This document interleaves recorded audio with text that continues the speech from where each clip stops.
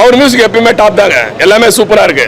ஆக்சுவலாக சொல்லலைனாக்கா நாங்கள் first time கத்துறதுக்காக வந்தோம், கத்துறோம், என்ஜாய் பண்ணோம், தலைவரை பார்த்தோம். செகண்ட் டைம் தேர்ட் டைம் அதுக்கடுத்து சத்தியம் அப்படி பார்ப்போம் ஒன்று. ஃபர்ஸ்ட் நாள் வந்து நாங்கள் ப்ரீமியர் ஷோ வரதே வந்து தலைவரோட ஃபேமிலியோட உட்காந்து நாங்கள் படம் பார்க்கறதுக்காக வரோம், என்ஜாய் பண்ணோம், பண்ணிட்டோம். படம் எங்களுக்கு 1000 டைம்ஸ் பிடிச்சிருக்கு. இல்லை, 1% கூட கிடையாது, ஒரு பர்சன்ட் கூட கிடையாது. நீங்க சொல்ற மாதிரி எந்த மற்ற ஆக்டர் யாருமே நடிக்கல, தலைவர் மட்டும் தான் நடிச்சிருக்காரு. இதுல என்ன போட்டுருக்காங்களோ அவங்க தான் நடிச்சிருக்காங்க.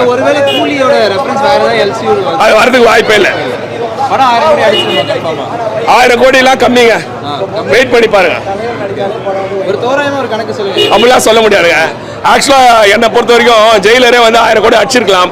உங்களுக்கே தெரியும், சன் டிவி வந்து பிரைவேட் நெட்வொர்க்கு, அவங்க ஒரிஜினல் கணக்கே வந்து 650 கோடி கொடுத்துருக்காங்க. எனக்கு தெரிஞ்சு ஜெயிலரே 1000 கோடி அடிச்சிருக்கணும். இந்த படம் வந்து 2000 கோடி அடிச்சாதான் 1000 கோடியை சொல்லுவாங்க, கடவே முடியாது. அவர் நடக்கும்போது அதான் சத்யராஜ் எங்களுக்கு பிடிக்காது அவரை, இருந்தாலும் அவர் சொன்னதுதான் உண்மை. அவர் உட்காந்தா ஸ்டைலு, நடந்தா ஸ்டைலு, படுத்தா ஸ்டைலு, தும்மனா ஸ்டைலு, அதான் தும்மனாரு.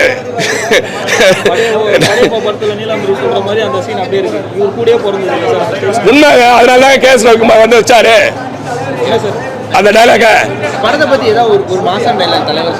இல்லங்க, எனக்கு இப்ப வரல, டக்குனு வரல, வரும் ஸ்பான்டேனியஸா. இப்ப எல்லாருக்கிட்டே பேசி வரல சார். அது வந்து பாக்குறவங்க ஏன்னா கதை சொல்லுங்க, லாகு கீகெல்லாம் சொல்றதுலாம் வந்து பைத்தியக்காரன் சொல்லுவான். கதை எப்படி சொல்லுவீங்க?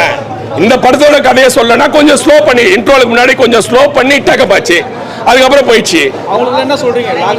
பைத்தியக்காரனா நாங்க எங்களையா தலைவர் நடிக்கிறாரா, நாங்க பாப்போம் 1000 தடவை நாங்க பாத்துக்கிறோம் நான் சொல்றேன், அவ்வளவுதான்.